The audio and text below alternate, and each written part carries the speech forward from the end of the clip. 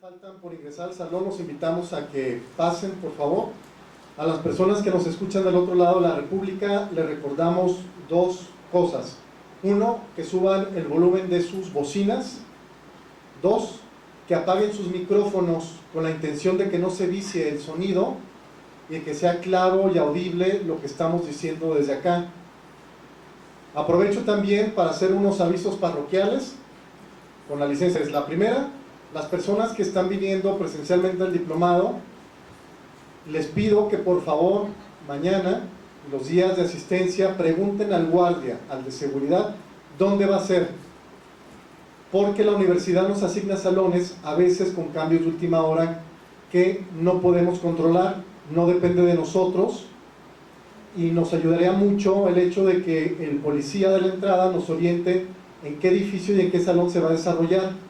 En esta ocasión nosotros también de última hora fuimos avisados. Agradecemos el esfuerzo que la universidad y quienes están participando están haciendo, pero para mayor desahogo y agilidad de esto necesitamos que nos oriente el policía, para que por favor se dirijan con él. También yo mañana mismo, que me toca este tema de la ley de lavado de dinero, voy a preguntar en qué salón es, para no perdernos aquí con tanto edificio. El siguiente aviso es que las personas que no han podido revisar, que no pudieron escuchar, que no pudieron asistir, se va a subir a YouTube en un canal privado la conferencia de hoy para que lo quiera repasar.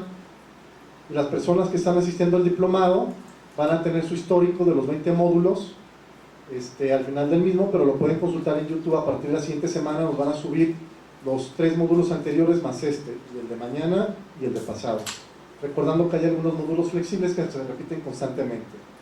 El tercer aviso parroquial, las constancias para las personas que pagaron el curso de manera individual o que lo están pagando fuera de otro estado de la República. A partir del lunes, el maestro Juan Manuel Sotelo, encargado de educación continua de la UNIVA, los va a tener listos. Les vamos a avisar a todo mundo. Otro aviso, todas las inmobiliarias que nos hicieron favor de solicitar el aviso de privacidad actualizado, modelo 2013, con las nuevas reformas, les quiero comentar que hemos tenido un atraso técnico por cuestión de que son 1873 constancias de avisos de privacidad y nuestras computadoras no nos permiten mandar todo al mismo tiempo, un foro interno. Se les está mandando a todos y cada uno los que nos solicitaron ese aviso de privacidad, los que están inscritos en el diplomado, los que están afiliados a Buró Arrendador o los que han pagado un curso. Los que no han mandado para su inmobiliaria o corredores independientes la solicitud del aviso de privacidad nuevo, lo pueden hacer bajando el formulario en la siguiente página, www.buroarrendador.com. ¿Perdón? ¿Vienen las personas? No siempre. ¿Qué tal? Bienvenido. Estamos ahorita en los comerciales, en los avisos.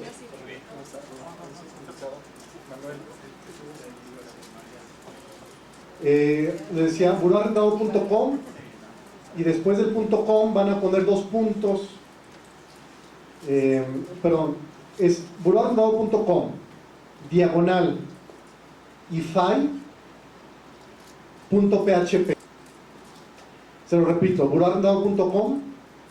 Si lo puedes abrir, dice, es el link, buroarrendador.com diagonal ify.php, para que ahí vean los comerciales directamente del IFAI, las multas, la importancia, la gravedad de no tener el aviso de privacidad en sus establecimientos actualizado, en sus contratos de corretaje, de administración de mediación o de arrendamiento, y en su página de internet. Ahí hay para personas morales y para personas físicas, buroarrendador.com diagonal ify.p. Los AMPIs que nos están mirando a través de la República en este momento, que tienen a sus agremiados afiliados al Buró Arrendador también, o los AMPIs que están afiliados, los 40 y tantos AMPIs de los 74 capítulos también lo pueden solicitar, los que no lo han solicitado. Otro aviso, nuestro conferencista, el licenciado Manuel Ambriz, que viene de la PGR y del Instituto de Ciencias Penales, Instituto Nacional de Ciencias Penales, viene a dar esta plática como una situación sui generis. Estamos muy orgullosos de mantenerles largos porque él está aquí. Estos temas, estas conferencias, estas ponencias no se dictan al público por parte de la institución, por parte de la Procuraduría, Ustedes, los que están aquí presenciales y los que están del otro lado de la República, estamos teniendo la oportunidad de escuchar de viva voz el problema, que es un problema real, es un problema grave, es un problema que debemos de tomar en cuenta directamente de un funcionario de alto nivel. Si el Ministerio Público Federal es el encargado de aplicar la extinción de dominio, el licenciado Manuel Ambriz es el que se encarga de capacitar precisamente a todos los ministerios públicos a nivel nacional.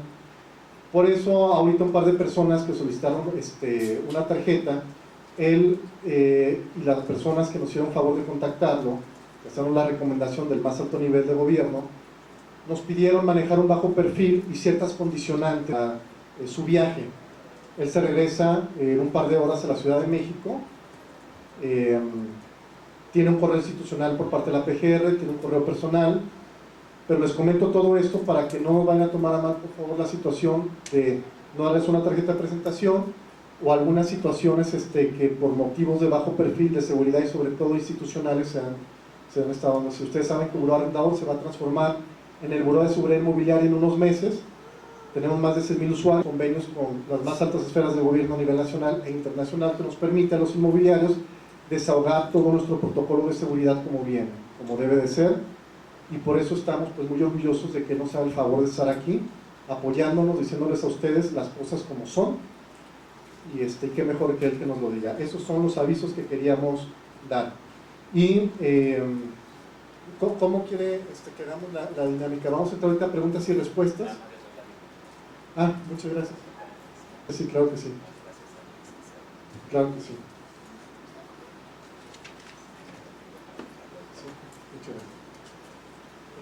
Ya leímos el currículum del licenciado Manuel Ambriz, te paso el micrófono y te paso esto para que te escuchen del otro lado de la República.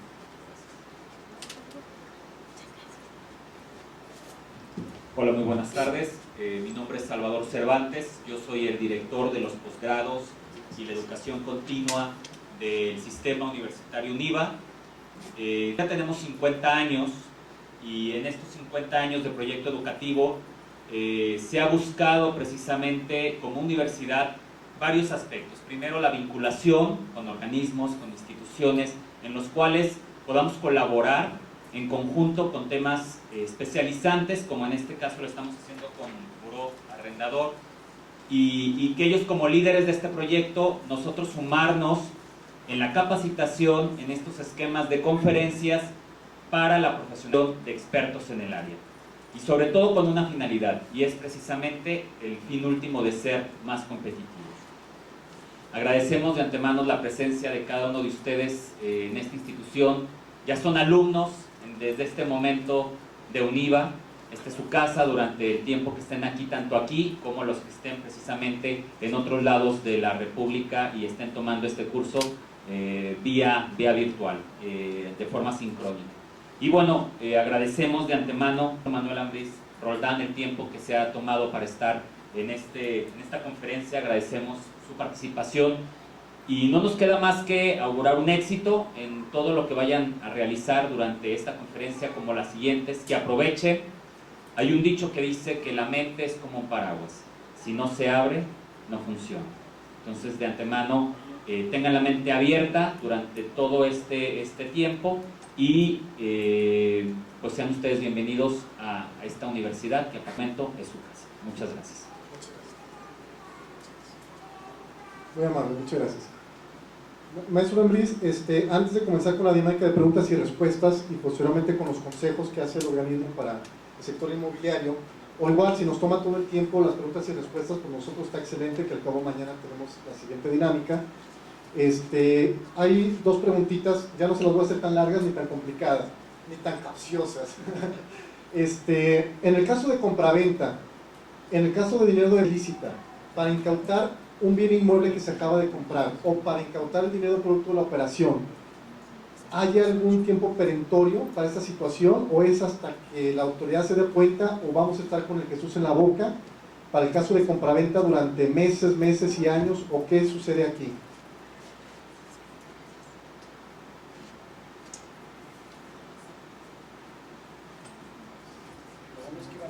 Lo bueno es que iban a ser menos capciosas las preguntas. Bueno, antes que nada les quiero aclarar, porque creo que surgió la duda respecto a la pregunta que nos había hecho aquí el compañero, ¿su nombre? Ricardo. Para evitar esa confusión quiero aclararles de una vez.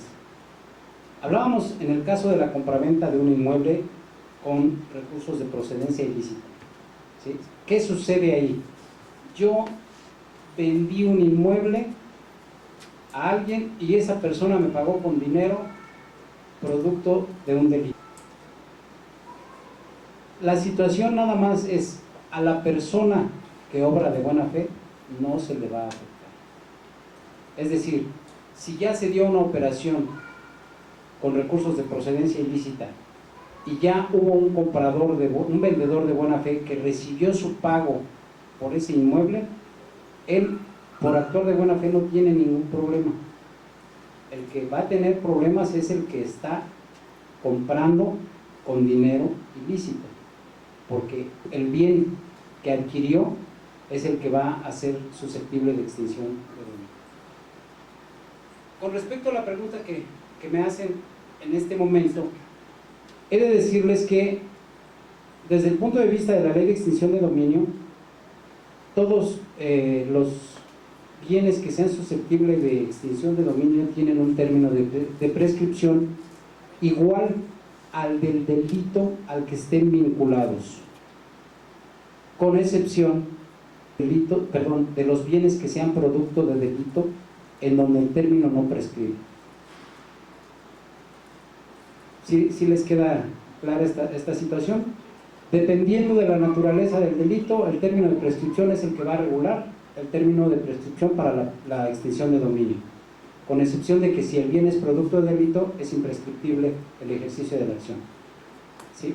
Y obviamente desde el punto de vista del decomiso, pues también prescriptible, susceptible de prescripción el decomiso cuando prescriba la acción penal del delito de que se trata, ¿sí? Las preguntas que tenían del otro lado la pregunta, o de liberar el inmueble. Sí, les leo la pregunta. ¿Cuánto tiempo se lleva el proceso de extinción o de liberación del inmueble? Aquí desafortunadamente nos encontramos en materia de averiguación previa que no hay un término para que el Ministerio Público resuelva la averiguación previa. Es decir, mientras el delito no prescribe, el Ministerio Público puede seguir practicando las diligencias que estime convenientes para el efecto de resolver esa averiguación previa. Respecto del procedimiento de extinción de dominio, calculando los plazos máximos que la ley contempla para, desde el momento en el que se presenta la demanda hasta que se causa ejecutoria esta demanda, tenemos un tiempo aproximado de 86 días, es decir, menos de 90 días hábiles. Este es el término del procedimiento de extinción de dominio, ¿sí? Desde el punto de vista de la averiguación previa, lo señalábamos, no hay un plazo. En el caso del proceso, sí contempla la ley un plazo máximo de 10 meses el proceso, para que el juez pueda dictar sentencia. Sin embargo, el abogado defensor puede renunciar a ese plazo si a consideración de él es importante seguir aportando pruebas en el proceso penal, pero esto en el proceso penal si es que hay una posibilidad de decretar el decomiso de los bienes, pero esto en el ámbito penal. Acuérdense que el penal es autónomo del civil, cada uno se ventila de manera aparte. Entonces, no sé si con quede aclarada la pregunta. Las preguntas que tenían allá. Se lo pegue. Bueno, una es, hay un tipo de trámite donde se entregue una copia del contrato de arrendamiento para que revisen si la persona tiene antecedentes en la PGR. Bueno, lo que pasa es que las constancias de antecedentes desde 1992 se dejaron de expedir por parte de PGR. No es factible que el Ministerio Público expida una constancia de antecedentes. Se puede expedir una constancia registral, se llama, para verificar si alguna persona tiene, pero es a título personal, es decir, yo puedo pedir de mí solamente, pero yo no puedo pedir de un tercero, eso sí no es factible. En todo, lo que podría intentarse es que a través del Buró de Arrendamiento se pudiera tener acceso a los registros de la Secretaría de Seguridad Pública Federal, no sé, Plataforma México, para efecto de verificar esos antecedentes. ¿Sí? Pero aún así, el que una persona haya estado vinculada a una averiguación previa no me puede determinar si realmente el inmueble que me va a rentar lo va a utilizar o no para cometer delitos, ¿no? Digo, todo el mundo, incluso que un accidente de tránsito es un antecedente penal, pero pues ahí queda, y a veces hay que ser muy delicados y muy cuidadosos con el manejo de ese tipo de antecedentes. Adelante. Sí, procede un juicio civil en un delito de la delincuencia organizada. Yo tengo entendido que son juicios federales, ¿no? Un juicio civil. Sí, porque le escuché decir que el delito de dominio se lleva en un juicio civil. Ajá. Y el delito de la consecuencia será. No, bueno, es que los juicios civiles también hay civiles federales, hay juicios civiles del Foro Común y Civil Federal. En el caso de la extinción de dominio, es un juicio de naturaleza civil que se tramita ante un juez de distrito especializado en asuntos de extinción de dominio. Aquí es la peculiaridad que tiene, ese juez es el único que está facultado para atender asuntos de extinción de dominio en toda la República. Se ventilan los asuntos allá en la Ciudad de México. Pero obviamente cuando se tratan de diligencias como inspecciones judiciales, en fin, pueden hacerse a través de exhorto judicial entre jueces del mismo nivel, pero sí es un juez civil, de naturaleza civil, pero federal, juez de distrito. Lo que no me quedó claro es, en un edificio donde de un propietario de 9 departamentos que tiene arrendados, y en uno de ellos se encuentra un delito, ¿sucede, se aplica la ley al edificio o a ese departamento en sí? No, solamente al bien que está vinculado. Sí. Puede darse el caso, como en alguna ocasión sucedió en el Distrito Federal, en el primer asunto de extinción de dominio, resulta que era una vivienda en donde habitaban 4 o 5 familias. En al menos 3 habitaciones se encontró droga. Es decir, la mayor parte de la familia estaba involucrada en el delito, pero había familias que no, sin embargo ahí vivían. Ellos acudieron al juicio como terceros interesados, era la figura que yo les comentaba.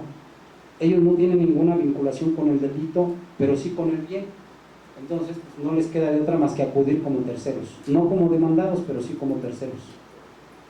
Y quiero comentarles también, porque hace un ratito tuvimos el ejemplo a colación, respecto de los asuntos de compraventa de inmuebles.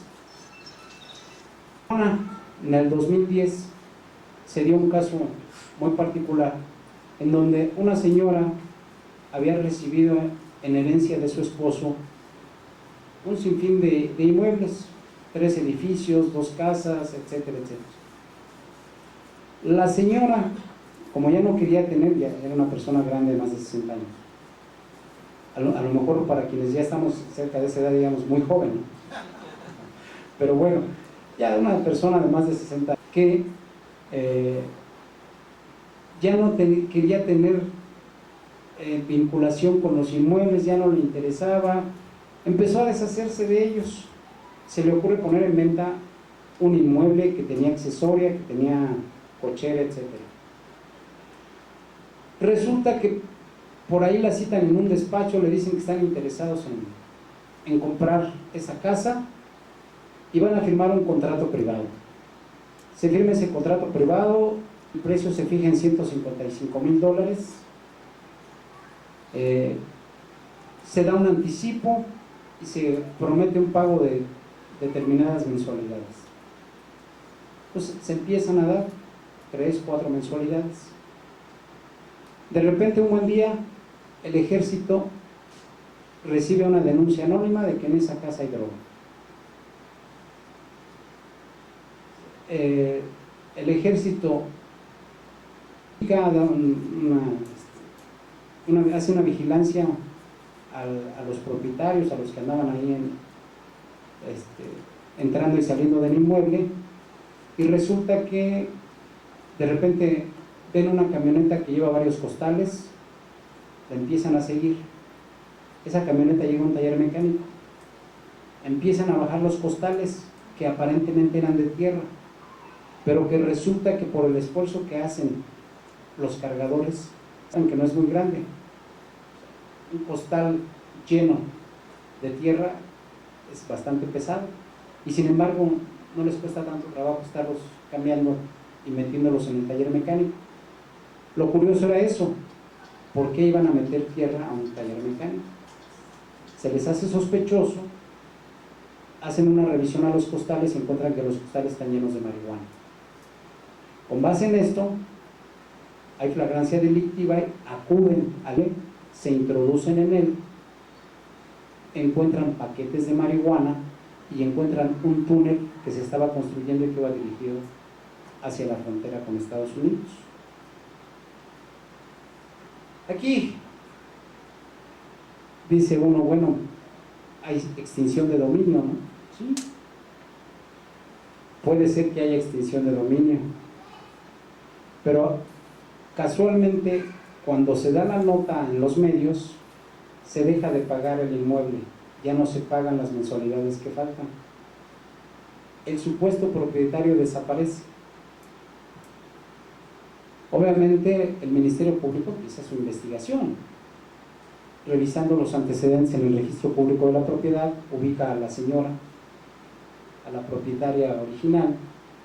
La señora, e inclusive antes de que la cite el Ministerio Público, comparece voluntariamente porque ella se entera ante los medios de comunicación. Hay un aseguramiento de esa casa, y entonces ella, para deslindarse de cualquier responsabilidad, dice, no, yo acudo al Ministerio Público y les digo de una vez que yo con tal fecha vendí, y aquí está el contrato de promesa de compraventa que no se perfeccionó porque el señor no terminó de dar los pagos a que se había comprometido, y por eso mismo no escrituramos, pero aquí está mi contrato. Señora, ¿se cercioró usted de quién era la persona que le estaba comprando? No. ¿Cómo lo identificó usted? ¿Cómo supo quién era?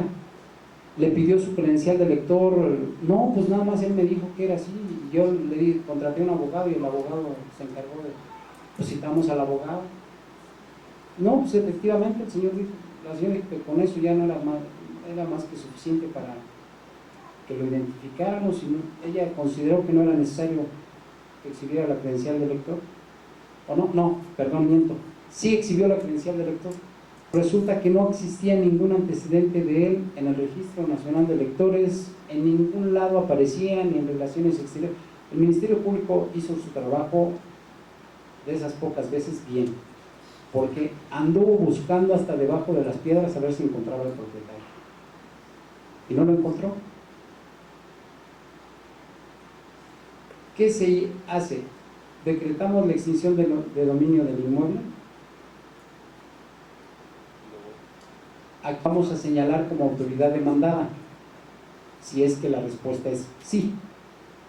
¿A quién señalamos? ¿A la señora? Ella ya había vendido. ¿Cuándo se perfecciona el contrato? Según la ley, el acuerdo de voluntades es lo que perfecciona un contrato. Ella ya no me terminaron de pagar, en todo caso yo me voy en contra de él porque no me terminó de pagar, pero yo ya lo vendí. ¿Cuál fue la opción que hizo el Ministerio Público? Pedir la extinción de dominio solamente por el dinero que le había dado a la señora como anticipos. La señora dijo, el dinero aquí está, mire, regrésenme a mi casa y el dinero ahí está. Y fue por la opción más viable, para no afectar los derechos de la señora. Si nosotros nos hubiéramos ido por el inmueble, ¿quién hubiera salido afectado? Señora, porque le faltó de liquidar. Digo, aun cuando hubieran sido unos cuantos miles de dólares, era injusto irnos en contra del inmueble si la señora lo había vendido de buena fe. Y ahí fue lo que se optó. ante el registro público de la propiedad ella aparecía como propietaria, pero se acredita que ella vendió muy ingenuamente, pero lo vendió de buena fe. Por lo tanto, la opción fue irse nada más en contra del dinero. ¿De acuerdo? No sé si tengan alguna otra pregunta. ¿De quién es? ¿De qué parte de la República? Eduardo Kraus. ¿De dónde es? Ahorita le pregunto de dónde es. En el caso que no complementemos bien nuestro protocolo, ¿qué le pasa al inmobiliario?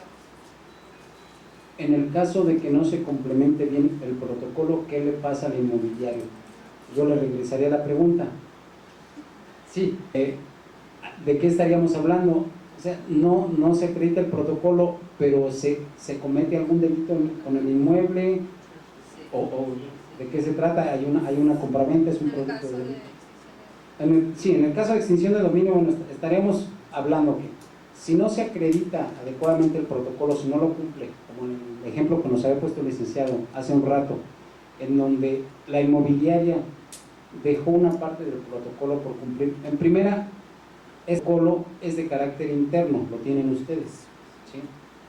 Aquí nada más sería desde el punto de vista personal, que yo tendría la responsabilidad moral de cumplirlo.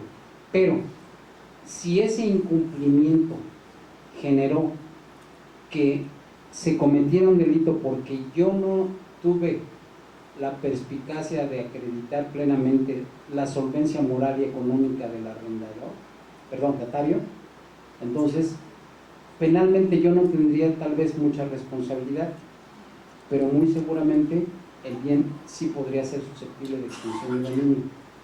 Y a lo mejor yo tendría que responder ante el arrendador por mi negligencia, pero ya desde otro punto de vista, en otro asunto de otra naturaleza diferente, ya sería un conflicto entre particulares.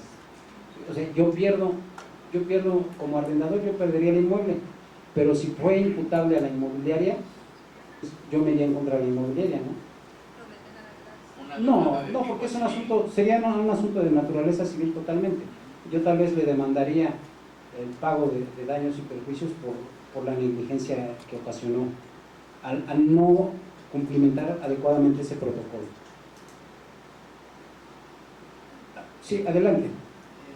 Hace rato nos comentaba usted que la extinción de dominio se puede dar por dos vías. Una de ellas la extinción de dominio como tal, y por otro lado el decomiso, y que se puede llevar incluso por separado. Sí. En un momento dado puede resultar acreditada la extinción de dominio y ya el decomiso se deja sin efectos. Sí, ya el juez penal ya no se pronunciaría sobre el decomiso. Pero ¿qué sucede al revés? Nos decía que lo que salga primero es lo que vale. Si sucede que la extinción de dominio no se da, en automático el juez penal dejará sin efecto la petición ¿cómo se llama? No, puede darse el caso, como le decía yo, acertadamente usted lo reitera. Son dos asuntos de naturaleza diferente. Se pueden tramitar simultáneamente, pero puede darse la hipótesis de que el juez diga, pues no me acreditaste que esté dentro de las hipótesis a que se refiere el artículo 8 de la Ley de Extinción de Dominio, que es bienes, instrumento, producto, objeto de delito, bienes que sirvan para ocultar o mezclar productos de delito, bienes utilizados por un tercero para cometer delitos, o bienes escriturados a nombre de un tercero, pero que el responsable del delito se ostente como propietario. O sea, cualquiera de esos cuatro. No me acreditaste ninguna, por lo tanto no declaro la extinción de dominio. Pero dice, pues toda vez que sí me acreditaste, el Ministerio Público, que hay una comprobación del cuerpo del delito, pensemos en el delito de secuestro, y además está plenamente acreditada la responsabilidad de fulanito de tal, le impongo como pena tantos años de prisión. 1. 2. Reparación del daño. 3. Multa. 4. el decomiso de todos y cada uno de sus bienes, en virtud de que quedó acreditado que aquí sí está comprobado que fueron instrumento de delito. La peculiaridad que tiene el decomiso es que se impone como parte de la condena cuando se dicte una pena, cuando se dicte una sentencia condenatoria. Ahí, como parte de esa pena, el juez, dentro de los puntos resolutivos, decreta el decomiso de los bienes, que necesariamente tienen que ser propiedad del responsable del delito. Para que pueda ser parte de la pena, esa es la característica, que sean propiedad del responsable del delito. Pero sí puede darse este caso, que el juez de extinción de dominio diga, no lo acreditaste ante mí, pero ante el juez penal sí. O al revés. El juez dice, pues no, yo no puedo decretar el decomiso de estos bienes porque son de un tercero. El tercero es su propietario. Entonces no puedo decomisarlos porque sería que esta condena iría más allá. La condena es en contra del responsable del delito y no le puedo decomisar sus bienes porque este bien no es de él, es de este otro, es de un tercero. Pero aquí en el de extinción de dominio dice, no, está bien, aquí el juez no decretó el decomiso, pero yo en extinción de dominio, sí, a mí el Ministerio Público sí me acredita que el bien fue utilizado por un tercero, que inclusive recibió una sentencia condenatoria, y que esta persona nunca hizo nada para denunciar o para impedir que se siguiera cometiendo el delito. Por lo tanto, sí declaro la extinción de dominio. Es lo que les digo aquí. Desafortunadamente puede ser que ustedes vayan en contra de dos autoridades, en contra de la autoridad penal, el juez penal, en el asunto del procedimiento penal, y en contra de la autoridad del juez civil, en contra del asunto de extinción de dominio. Pero además, resulta que yo estoy interviniendo aquí en mi procedimiento de extinción de dominio, pero nunca comparecí ante el Ministerio Público para decirle, oye, no, espérame, yo no estoy de acuerdo en que hayas asegurado mi bien. Y ya se me pasaron los 90 días que la ley señala y el Ministerio Público ya me declaró el abandono. Pero espéreme, si yo estoy peleando con el juez, sí, pero aquí dice la ley, el Código Federal de Procedimientos Penales, dice que si los siguientes 90 días a que tú te enteraste de que el bien estaba asegurado, no te inconformaste ante el Ministerio Público de ese aseguramiento, lo puedes perder porque el Ministerio Público declara el abandono. Entonces, son tres cosas contra las que estoy peleando: contra el Ministerio Público para que no declare el abandono, contra el juez civil para que no decrete la extinción de dominio, y contra el juez penal para que no decrete el decomiso. ¿Sí? Entonces, es difícil esto, pero bueno, hay que hacerlo. Y déjenme decirles algo: la ley de extinción de dominio vigente tiene muchos candados en contra del trabajo del Ministerio Público, que se están subsanando con la nueva ley. Esta nueva ley ya está en el Congreso. Ahí ya no es necesario que el tercero haya tenido la obligación de denunciar o de impedir que se siga cometiendo el delito. Simple y sencillamente la ley dice: bienes utilizados por un tercero para cometer delitos. Ya no, el Ministerio Público ya no tiene que acreditar si fue de mala, de buena forma. Simple y sencillamente el bien está vinculado. Y otra cosa importante también: la ley vigente obliga al Ministerio Público a acreditar el cuerpo del delito de que se trata, de los 5 que ya habíamos mencionado. ¿Qué quiere decir esto para quienes no son abogados? Comprobar el cuerpo del delito, comprobar todos los elementos externos que materializan la comisión de un delito y los elementos normativos cuando el delito así lo requiera. ¿A qué me refiero yo con este conjunto de elementos objetivos que materializan la comisión del hecho? 1. Tengo que acreditar que hay un sujeto activo. Tengo que acreditar que hay un sujeto pasivo. El sujeto activo es aquella persona que realiza la conducta. El pasivo es aquel sobre quien recae la conducta.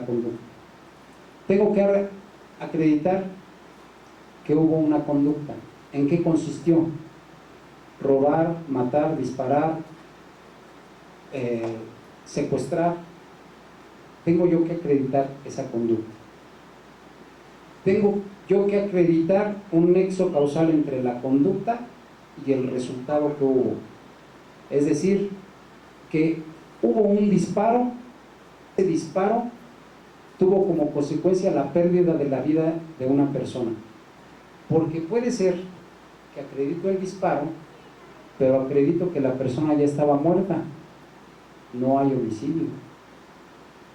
Entonces, esa es la situación. Como el asunto aparentemente es de naturaleza civil, aquí la peculiaridad que tiene para el Ministerio Público es esa, que tiene no nada más que acreditar el cuerpo del delito ante el juez penal para obtener un auto de formal prisión, sino que también tiene que acreditarle al juez de extinción de dominio la comprobación de ese cuerpo del delito. ¿En qué consiste la propuesta de reforma de la ley de extinción de dominio? Que ya no va a tener que acreditar ese cuerpo del delito. Simple y sencillamente lo que tiene que acreditar el Ministerio Público es que haya un hecho ilícito. Ya no tendrá que acreditar que si la conducta, que es activo, que si el sujeto pasivo, nada de eso. Simple y sencillamente que haya un hecho ilícito en el cual está vinculado ese bien. Y van a ver cómo en ese momento se van a disparar los asuntos de extinción de dominio. Sí.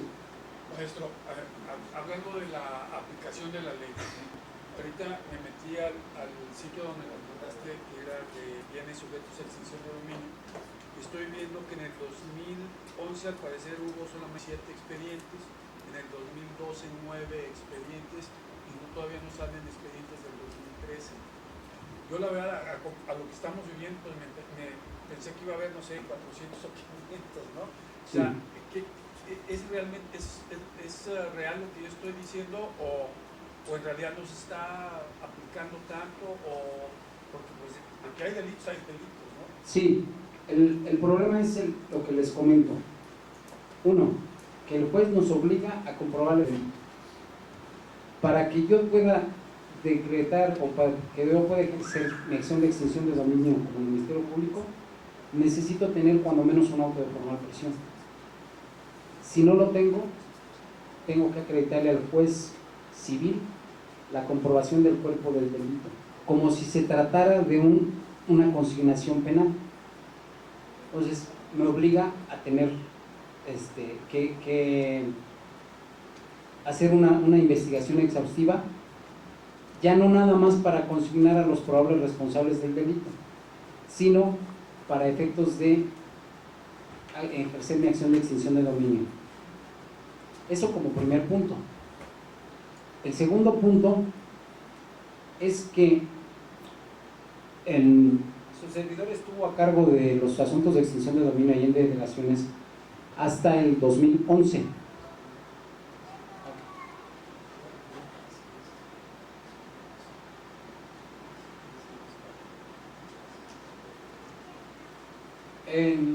Ahí lo que nos pudimos percatar es que uno de los principales inconvenientes que hay para intentar una acción de extinción de dominio es la falta de identificación del propietario de un inmueble. ¿En qué consiste esto?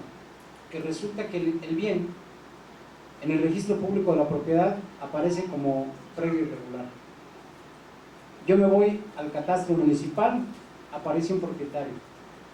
Me voy al área de aguas y alcantarillado, aparece otro propietario. Me voy a Telmex, aparece otro propietario. Me voy a la Comisión Federal de Electricidad y aparece otro propietario. ¿A cuál de todos voy a demandar? Y créanmelo que de los 900 y tantos puntos que tenemos para posible suscepción de extinción para ser susceptibles de extinción de dominio, creo que esos han sido muchos, esos veintitantos que tenemos en total, son muchos porque en la mayoría de los casos nos hemos enfrentado a ese problema. Uno o el otro es que llegan y nos dicen, nos exhiben el contrato de arrendamiento, dicen, no, es que ¿sabe qué? Yo no sabía que se estaba utilizando para cometer delitos. Resulta que yo le rento a la persona, le di mi número de cuenta y yo vivo en tal lugar. Entonces, ahí al resolver la situación de la averiguación previa, tenemos que devolverle el dinero. Lo aseguramos, pero al momento, por lo que les comento, el candado que tiene la ley de acreditar la cuestión de la mala fe, pues simple y sencillamente ya se escuda en eso. Yo no sabía, a mí nadie me dijo. Les voy a comentar nada más como ejemplo un caso en el Estado de México. Resulta que el Ministerio Público recibe una denuncia anónima en donde en un domicilio una persona la utiliza como narcotienda. Se practica un cateo, se cubren todos los requisitos necesarios, se detiene a la persona con varios envoltorios, con dinero, con una basculita, en fin, un asunto muy bueno que además nos podía dar para un asunto de extinción de dominio, porque esa casa estaba siendo utilizada para cometer un delito contra la salud en la modalidad de narcomenudeo. Pero ¿qué es lo que sucede? Que el Ministerio Público está perfeccionando su acción de extinción de dominio, está investigando, y llega el momento en el que, sin que nadie lo cite, comparece un supuesto propietario en donde dice: pues ¿qué creen? Es mía, y ayer pasé por ella y me di cuenta que tiene sellos de la PGR, está asegurada, y tiene meses que yo no vivo ahí, que yo no había pasado, y ahora me entero que está asegurada. Resulta que un vago malviviente vio una puerta entreabierta, se mete y ya nadie más lo puede sacar, y ya primero consumiendo droga y luego ya la vende. ¿Cuántos meses pudieron haber pasado para que todo esto sucediera? Yo pienso que muchos. Y sin embargo el señor nunca había pasado por ahí, y ese día casuísticamente pasa por ahí y se da cuenta que tiene los sellos de la PGR. Esto es como un ejemplo de lo que puede suceder. De repente ya, cuando menos me lo espero, dejo de ir hasta tiene sellos de PGR, imagínense. Él había comprado la casita esa como una forma de inversión nada más, él la tenía aparentemente abandonada según su dicho. Como quiera que sea, se pidió una investigación a la policía para verificar esta situación, y pues desafortunadamente no ha llegado todavía esa investigación. Pero sí es importante que seamos muy acuciosos respecto de nuestros inmuebles, porque puede en un momento dado ser utilizado para cometer algún delito. Solicitota de preguntas, adelante. Tengo dos preguntas. Me queda claro que la obligación de los inmobiliarios pues es proteger al arrendador mediante un buen protocolo de investigación. Pero me surgen dos dudas. Una sería, en base a lo que he escuchado, pues el inmobiliario, haciendo correctamente su trabajo, pues queda libre de algún peligro de caer en la cárcel, ¿no? Segundo, el arrendador, facilitándole también el protocolo, pues también puede quedar libre de culpas. Pero el inmueble, con un buen protocolo de investigación, se puede recuperar, pero más o menos ¿qué serían los tiempos y las formas?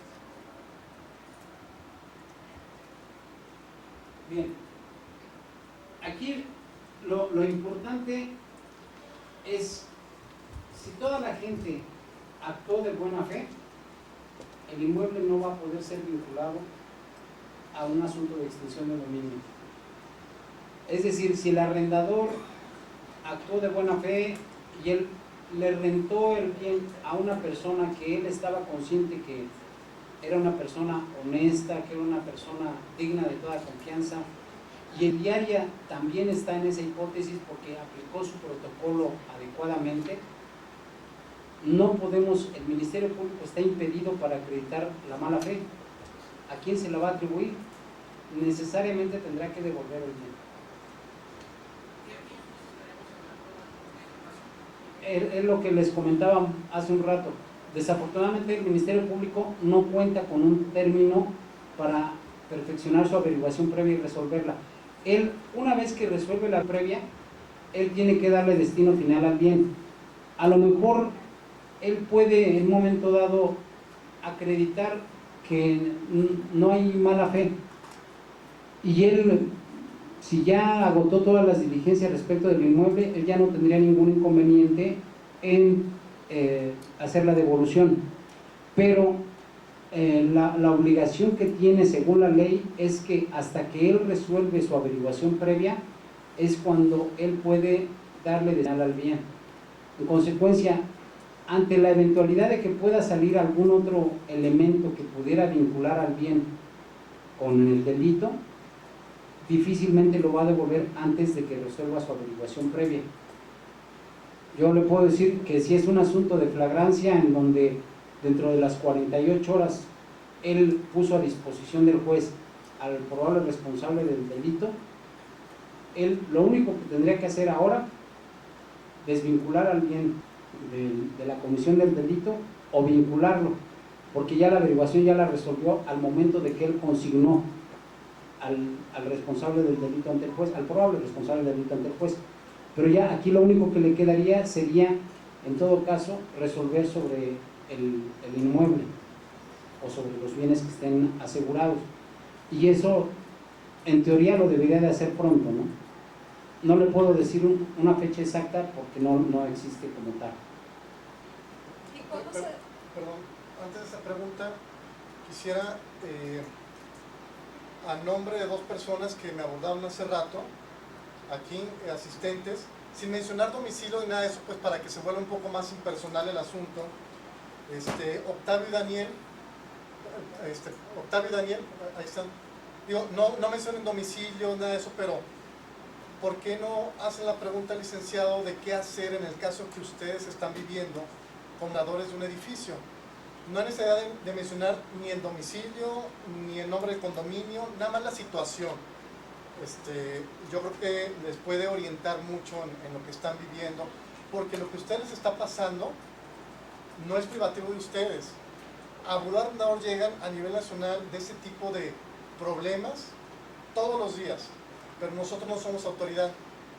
Hay un buró condominal, que es un sistema hermano de nosotros, hay un buró arrendador, hay un nuevo buró, pero el problema que ustedes están viviendo lo viven muchísimos condominios aquí, en todos los niveles, desde el que paga 1,000 pesos de renta hasta el que paga 80,000 pesos de renta, y hasta los que no pagan renta, que son propietarios. Entonces, si de una manera impersonal, sin mencionar domicilios, quieren ustedes exponer el asunto, yo creo que es buen momento para, pues ahí como empaparse, ¿no? Claro, bueno, la cuestión es la siguiente. Nosotros administramos, yo soy propietario de un proyecto donde existen 3 edificios de 30 departamentos cada uno, es decir, son 90 propietarios.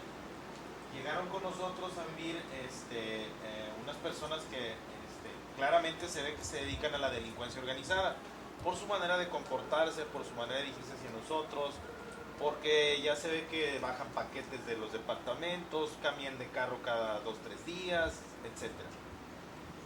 Nosotros hemos tratado de hablar con la dueña de esos departamentos, mas sin embargo no nos quiere dar la anuencia de ese acercamiento para poder llegar a un acuerdo en cuanto al comportamiento de estas personas, tratar de decirles que hay un reglamento, que hay ciertos protocolos de los cuales se deben de comportar para poder convivir.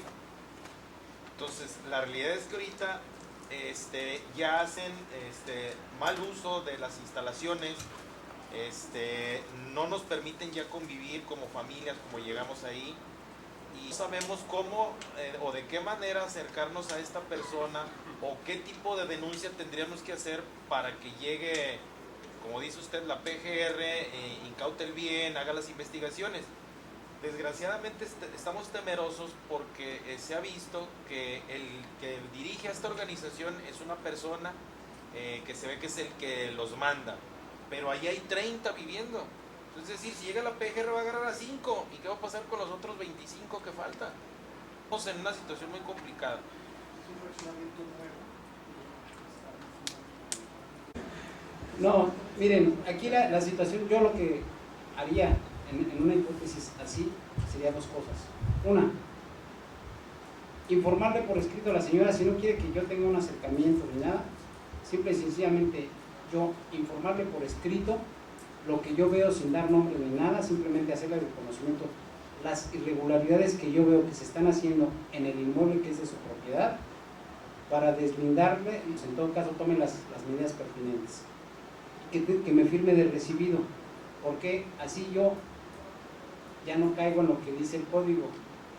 Yo ya hice algo para impedir que se siga cometiendo el delito. La segunda parte, sin dar nombres, yo puedo presentar una denuncia anónima vía correo electrónico, entro a la página de internet, puedo dar los domicilios exactos, es anónima, nadie va a saber de dónde llega.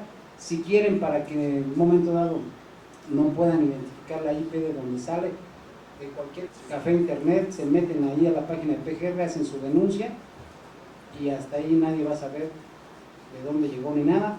La PGR tendrá obligación de denunciar y en su caso, ustedes con el número de folio que les den, en algún momento que pudieran vincularlos a ustedes, que es que tú no hiciste nada para denunciar, como no, mira, aquí está mi número de folio con el que hice mi denuncia anónima, yo sí le avisé a la autoridad de manera anónima.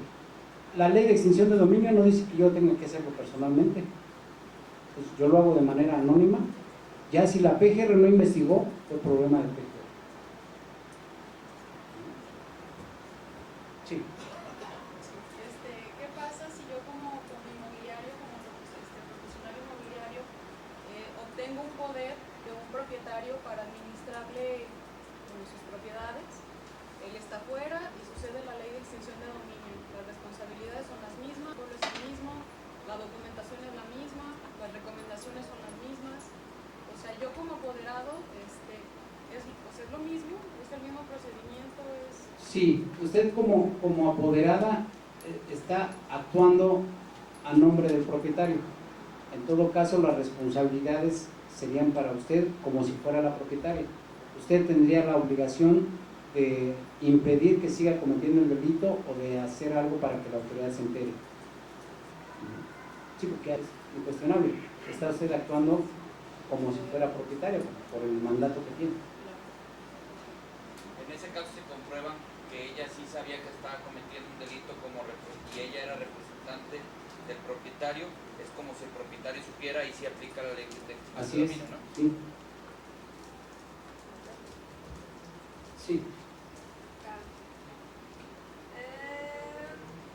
Si el gobierno con toda su infraestructura no puede llegar, ¿por qué los dueños de los inmuebles e inmobiliarios debemos pagar el pago? Esta ley no será el reflejo, perdón, lo voy a decir, no será el reflejo de la incapacidad de las autoridades mexicanas ante el crimen organizado. No, yo no lo veo así como una incapacidad. Yo más bien lo que veo es una herramienta más para poder impactar las estructuras financieras del crimen, estructuras financieras de los grupos delictivos. Si yo empiezo a mermar su capacidad económica asegurando y disponiendo de sus bienes, difícilmente van a empezar a tener dinero para contratar abogados, para pagar autoridades, para pagar protección. Al contrario, es una herramienta más que de explotarse bien, como lo están haciendo en Colombia, por ejemplo. Para ellos la simple movilización de activos de un grupo delictivo es importante, aunque sea de manera temporal. Desde 1992 que yo tuve contacto con los americanos, ellos siempre tenían ese espíritu de asegurar y movilizar los activos de un grupo delictivo, los activos de un delincuente. Si yo le aseguro, ya no va a tener un gran abogado para empezar. A lo mejor le tenemos que poner uno de oficio. Si yo le aseguro sus activos, ya no va a tener movimientos sobornando a las autoridades. Entonces, creo yo que esa es la finalidad de este tipo de herramientas. no tratar de disimular la capacidad del Estado. Sí. La ley de lavado de dinero, ¿cuántos años hace que entró en vigor? No, la ley para prevenir e identificar operaciones con recursos de procedencia ilícita entra en vigor en julio. Ah, correcto. Es que me llamaba la atención de, bueno, yo pensé que estaba funcionando, que esta tiene 4 años, pero los delitos de ese tipo siguen a flor de piel en toda la República. Pues, o sea, no se han detenido en lo más mínimo. Pues. Esperemos que ahora con la ley de lavado de dinero, pues sí ya se detenga. Sí, la finalidad precisamente de la Ley de Prevención e Identificación de Operaciones con Recursos de Procedencia Ilícita es eso, tener acciones preventivas para que en un momento dado ya no, porque aquí el problema al que nos enfrentamos como economía nacional es que la mayor parte de nuestras actividades financieras están salpicadas de dinero de procedencia ilícita. Y por lo complejo de las operaciones, es a veces imposible que el Estado pueda identificar, porque llega el momento en el que, se los comentaba hace un rato en el receso, los grupos delictivos importantes tienen contadores que les permiten hacer toda esta trama para llegar a limpiar los recursos que obtienen, para llegar a mezclarlos con dinero bueno. Llega el momento en el que se pierden en el sistema financiero todas esas operaciones y la unidad de inteligencia financiera le cuesta trabajo llegar a identificar esas acciones. En esta ley lo que se busca es eso, tratar de eliminar cualquier posible salida para que la delincuencia contamine con dinero mal habido las finanzas de dinero lícito que circulan en el territorio nacional.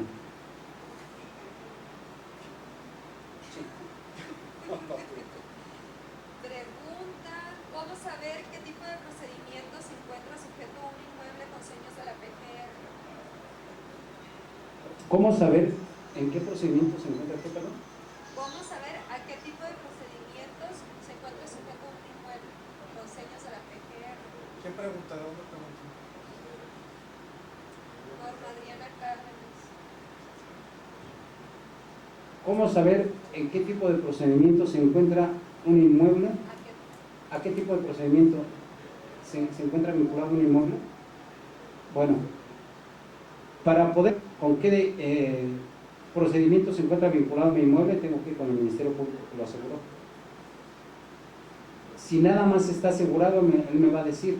Si ya está en procedimiento de extinción de dominio, tengo que recibir una notificación por parte de un juez civil. Si está en vías de decomiso, tengo que recibir una notificación del Ministerio Público. Sí. Desde el punto de vista contrato de prestación de servicios, contrato de arrendamiento, contrato de compraventa, ¿qué tipo de cláusulas debemos de tener ahí, si es que existen,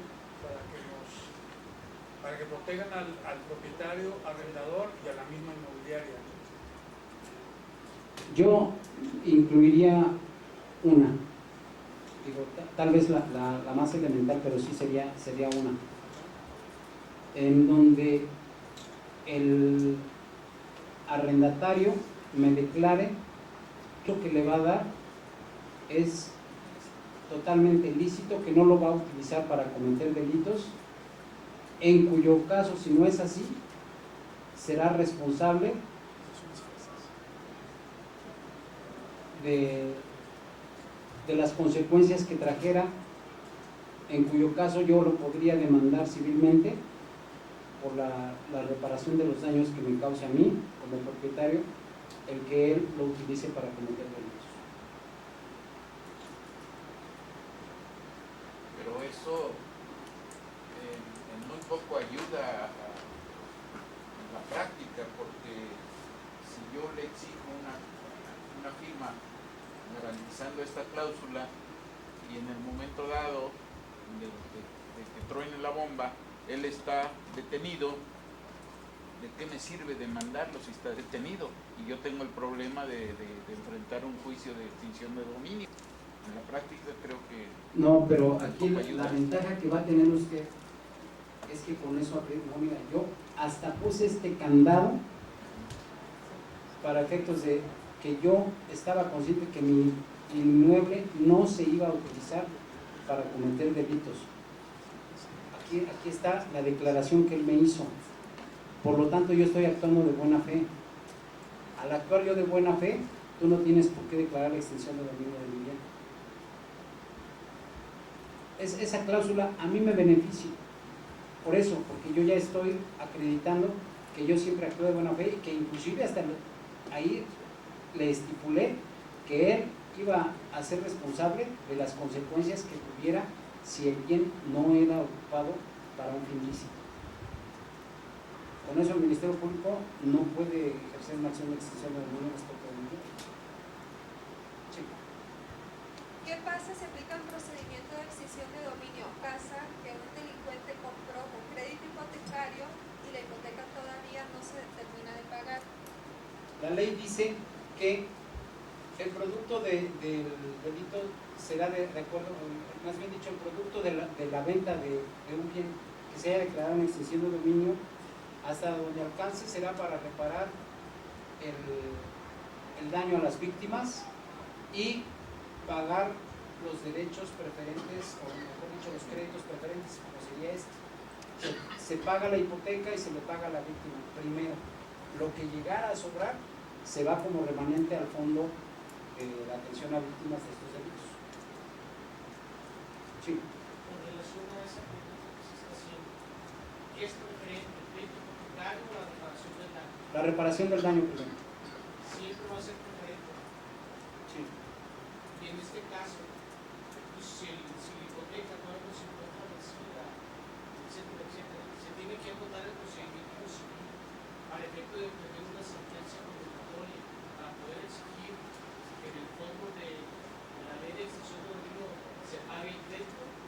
No, aquí lo que va a suceder es que a quien se va a citar como tercero interesado es a la empresa o al banco, a la institución financiera que otorgó el crédito para deducir sus derechos. Espérame. Señor juez, vas a declarar la extinción de dominio de este bien, pero que me deben todavía más de la mitad del crédito hipotecario. Entonces, yo comparezco para decirte cuánto es lo que me deben todavía para que lo consideres al momento del remate del bien. Si hay una sentencia, En la misma sentencia de extinción de dominio lo contempla la ley. es a lo que yo comparezco con un tercero, es decir, tiene el procedimiento de extinción de dominio y dentro del inmueble aparece la hipoteca o aparece un embargo. Claro, una institución de crédito. Muy bien. El juez de extinción de dominio va a tener la obligación de notificarme a mí como acreedor para que comparezca el procedimiento a deducir mi derecho. Si ese derecho todavía yo no lo ejerzo civilmente o mercantilmente, ¿por qué? Porque no ha llegado el vencimiento, o porque no lo he hecho, porque no he querido, O porque no sabía. no, simplemente por el hecho de que a mí mercantilmente o civilmente todavía no me es exigido, no lo quiero exigir. ¿De qué manera el juez de extinción de dominio va a cuantificar lo que se me adeuda a mí correspondiente a ese crédito? Con la sola manifestación mía que yo haga, que digan, son 100,000 más el 5% de interés anual, me debe 20 años, saco la suma aritmética y con eso me paga. O necesita el juez de extinción de dominio tener una sentencia judicial en donde ya se diga cuánto es lo que me debe.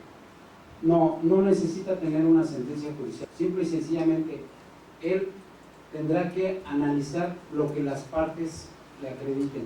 Si la institución financiera le exhibe una plantilla de liquidación de lo que le adeuda el demandado, aquí en todo caso el juez estará facultado, porque si se lo permite el procedimiento de extinción de dominio, está facultado en todo caso para darle intervención a un perito contable para verificar si lo que le está diciendo la institución financiera es adecuado o no, y las liquidaciones que está solicitando que se le den son las correctas o no. Ya con el dictamen pericial el juez ya estará en condiciones de emitir su sentencia. Además, hay un contrato que hace la institución con unos bandas de un notario para el crédito, en el cual se estipula el monto del crédito y el procedimiento de pagos. O sea, ahí está muy claro. Ese era el elemento para que el juez tome nota de cuánto se le debe de la casa. Sí, efectivamente. Ya debe de estar previsto en el contrato previo que se firmó de mutuo con interés. No sé si tengan alguna otra pregunta. Sí. Quisiera hablar de la otra parte. Hemos hablado mucho del riesgo. Ahora me interesaría de medidas preventivas sobre nosotros como inmobiliarios, porque estoy en una situación y pasé por otra, que muchas veces ellos piden nuestros teléfonos, conocen nuestras caras, conocen nuestras oficinas, etcétera. Y yo estoy en el caso ahorita que me pasó minutos antes de entrar aquí, de negar un arrendamiento por lo que investigué de estos posibles arrendatarios, y la dueña insiste que le rentemos, yo le estoy diciendo que no. En primer lugar, ¿cómo quedo yo libre de esa responsabilidad si ella insiste que rente? Dos, ¿qué medidas podemos tomar? Porque a veces ha sucedido el temor de que les decimos que no y pueden tomar represalias contra nosotros creyendo que nosotros decidimos.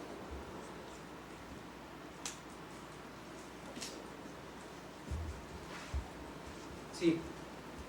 Bueno, en primer lugar, en esa hipótesis respecto de la propietaria, yo creo que lo más recomendable es que quien firme el contrato.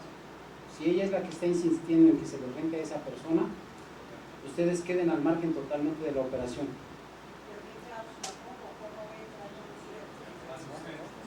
Yo no hago el contrato, que lo haga ella. Sí, sí, sí. Que lo haga y que ella lo firme. No, y sí, ni recibir comisión ni nada, simple y sencillamente, señora, como yo no estoy de acuerdo con esto porque a mí me puede generar una responsabilidad, mire, si presión con un contratito de arrendamiento en una papelería de Machote, llénelo y ya usted se hace responsable con él, a mí no me pague ninguna comisión porque yo no quiero tener problemas más adelante. En la segunda hipótesis, ¿qué hacer en estos casos en donde puede haber alguna cuestión de represalia? Yo creo que a la primera situación que se dé así, creo yo que debe de haber un acercamiento entre sus representantes y las autoridades ministeriales para buscar convenios, de buscar formas de protección para ustedes. Y indudablemente la experiencia ha demostrado que la unión hace la fuerza. Si ustedes están plenamente convencidos de que no van a caer en ese tipo de represalias, simple y sencillamente a través de su representante, insisto, buscar a las autoridades para efectos de que los escuchen, les puedan dar alguna protección. Y yo la verdad hasta lo haría personalmente también, a lo mejor si me deja para eso el trabajo que estoy desempeñando, a lo mejor en contratar mi propia seguridad. Si vemos que de repente hay incapacidad por parte de las autoridades para darle seguridad a toda la ciudadanía, ¿qué hago? Si yo sé que en un momento dado me pueden robar mi carro, le pongo una alarma. Si yo sé que es factible que en cualquier momento se puedan meter a mi casa a robarme, le pongo 3 o 4 chapas más, dificultarles el trabajo. A lo mejor esa sería una estrategia, pero insisto, yo creo que la primera es, a través de sus representantes, buscar un acercamiento con las autoridades para efectos de que se les pueda brindar alguna seguridad y protección en esos casos. Y por supuesto, hacer una denuncia, insisto, no necesita usted acudir y dar la cara ante las autoridades ministeriales porque es muy lógico. A veces las autoridades policíacas son las primeras vinculadas a esos grupos. Entonces, ¿cómo hacerle para evitar esto? Hago una denuncia anónima. Y ya, si tengo una situación inminente en donde ya me llamaron a mi casa y ya me dijeron que si no accedo me van a hacer esto y esto y esto, pues aquí no hay de otra más que arriesgarse y sí presentarse a denunciar directamente para efecto de que se nos brinde protección. Sí. Ahí sí el público está obligado a, tanto el Ministerio Público de la Federación como el Ministerio Público local, en esos casos en donde hay una situación inminente de riesgo, están obligados a brindarles protección y seguridad. Eso lo prevé la ley sin mayor problema. Sí. Bueno, en el caso de que todos los compañeros venimos a estas pláticas, demás, cuando es entre dos inmobiliarias, a veces mi inmobiliaria trae al cliente, o sea, al arrendatario, y otra inmobiliaria trae al arrendador. ¿Qué podemos hacer? Por ejemplo, en ambos casos, a veces yo estoy de ambos casos, ¿cómo nosotros podemos brindarle la seguridad al otro compañero, colega, para decirle, oye, pues yo sí investigué a mi propietario y hasta lo que yo sé es una persona de fiar, tengo todo esto, como para entre nosotros, que no nomás quede de que, oye, pues sí lo conoció, a mí me dijo que era el tío, que es, y bla, bla, ¿no? ¿Qué podemos hacer nosotros, o sea, como colegas para no en cualquier problema, aventárselo, ¿verdad? La bolita, pues tú lo traías, pues yo lo traía y pues... Así. Sí, porque se recibe una comisión, porque a lo mejor dejas involucrado a una familia, a lo mejor puede ser una familia decente, mi colega rentó la casa, pero allá en el inmueble, yo le presenté de buena fe a la familia, yo le di el servicio, le traté de dar el mejor servicio, buscarle la casa que le encantó, ¿no? O sea, ¿qué podemos hacer en este caso? ¿Qué responsabilidad va a tener usted de conductas ajenas? Ninguna. Usted responde por sus propias conductas. Así como no le puede decir a un colega al 100% que la persona es totalmente honorable, no se lo puede decir a nadie. Yo les puedo decir, yo soy honorable, sí, pero yo no sé al 100% si alguna determinada persona que recomiende yo puede dejar en cualquier momento de ser honorable. Eso no se puede garantizar de ninguna manera. Pero lo que sí debo de estar convencido es que yo hice todo lo necesario para verificar que esa persona fuera honorable. Me engañó, pues nos engañó a los dos. ¿Y ahí qué podemos hacer? Lo mismo que harían si no hubiera otra inmobiliaria de por medio. Si usted es la intermediaria entre el arrendador y el arrendatario y cualquiera de los dos falla, usted hizo bien su trabajo. Como dicen aquí, cumplió con el protocolo. ¿Qué responsabilidad va a tener si de repente alguno de ellos llega alguien y le dice, mira, te voy a dar tanto para que me dejes meter esta droga aquí en tu casa, porque me anda persiguiendo la policía y en mi casa me causa muchos problemas? Y luego ya, oye, ¿qué te parece si la vamos vendiendo? Al fin que aquí tus vecinos son bien light, no se meten con nada y todo. ¿Qué responsabilidad va a tener usted? La única que tendría es que si usted se entera de esa situación y no se lo comenta al arrendador, entonces sí va a tener problemas. Pero, porque inclusive aquí le pueden acreditar una coparticipación. Acuérdense que el encubrimiento también implica que sé que alguien está cometiendo delitos y que no interrumpo esa comisión del delito o no hago nada para que se deje de cometer. Entonces, puedo ser responsable de un encubrimiento. La última, yo creo, porque ya nos pasamos. Sí. ¿Qué lleva las de perder en una renta o venta con esta ley? ¿Cómo? ¿Qué se lleva de perder? ¿Qué pierde? ¿Qué pierde en una renta o venta con esta ley? Con esta ley de extinción de dominio, ¿qué pierdo con una renta o o venta? No está en O sea, es que ya le pregunté, lo que yo entiendo es de ¿Qué pierden si se da el caso de extinción de dominio en las dos operaciones? O sea, que pierden los involucrados. A ver, voy a tratar de explicarlo porque no lo entiendo muy bien. ¿Qué se pierde con la ley de extinción de dominio si yo rento un inmueble, ¿no? Sería una primera pregunta. Y la otra, si yo vendo un inmueble. Bueno, creo que ya las contestamos aquí suficientemente, pero vamos a reiterar. En el caso de una renta, si yo me entero que el inmueble que estoy dando en renta a una persona está siendo utilizado para cometer delitos y no hago nada para impedir que se cometa el delito o para denunciarlo, el bien se va a declarar en extinción de dominio en mi perjuicio. Voy a perder el bien. En el caso de una venta, si yo vendo un inmueble a una persona que en un momento dado yo no tuve los medios suficientes para investigar que esa persona era solvente al momento de comprarme el inmueble, pues ahí no tengo ninguna responsabilidad.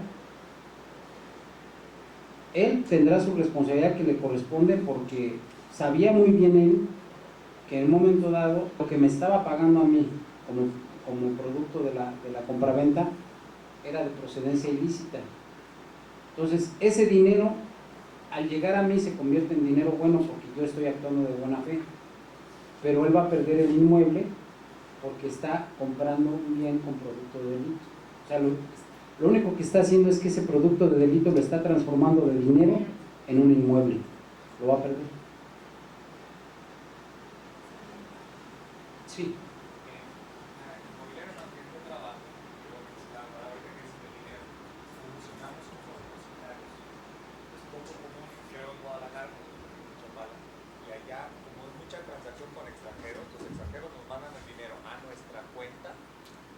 Nosotros le pagamos al propietario, ¿sí? Y ese es bien, es más, 99 de 100 operaciones las hacemos así. En nuestros contratos funcionamos como depositarios del depósito y del pago total. Suponiendo, ya recibimos el anticipo, ya recibimos el pago total, se va a escriturar pasado mañana. Generalmente recibimos el pago total 1 o 2 días antes a nuestra cuenta de Chulavista Real Estate, la razón social, ¿sí? Y en ese momento truena la bomba. Van a congelar la cuenta de la oficina. O sea, vaya, ¿qué tan rápido es ese proceso como para que pueda verse afectado porque funcionamos como depositarios? Yo creo que usted debería de saber qué tan rápido y efectivas son nuestras autoridades. Eso. Difícilmente se va a dar una situación en la que, primera, como dice usted, truena la bomba, se dan cuenta de que hay operaciones con recursos de procedencia ilícita, que hay dinero que es producto de delito. El Ministerio Público, para poder asegurar una cuenta, lo que tiene que hacer es acudir ante la Comisión Nacional Bancaria. No lo puede hacer directamente ante el banco. Entonces, ocurre un lapso importante entre el momento en el que el Ministerio Público gira el oficio de aseguramiento y la Comisión Nacional Bancaria lo aplica. En ese lapso, pues seguramente ya pasaron muchas cosas. Sí, sí, pero yo creo que para cuando llega el oficio de aseguramiento a la Comisión Nacional Bancaria, seguramente ya el dinero ya llegó a su destinatario original. A lo mejor en un momento dado, en un primer momento aseguran la cuenta con lo que hay ahí, pero usted tiene que acudir, reducir sus derechos, decir que nada más es depositario, etcétera, etcétera, y se la tendrán que liberar necesariamente.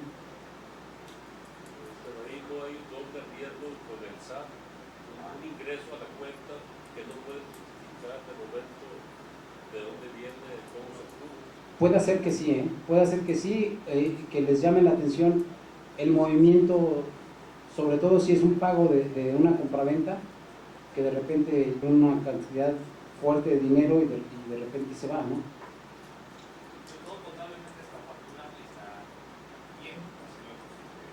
Pero si bien es cierto que de momento existe ese riesgo, pero usted tiene la documentación en donde, el contrato en donde usted se constituye en depositario y todo, sí señor, Efectivamente, yo recibí ese dinero, pero por el amparo de este contrato en donde yo me constituí en depositario, en recibir el dinero y transferirlo al vendedor, ¿no? Por decirlo así.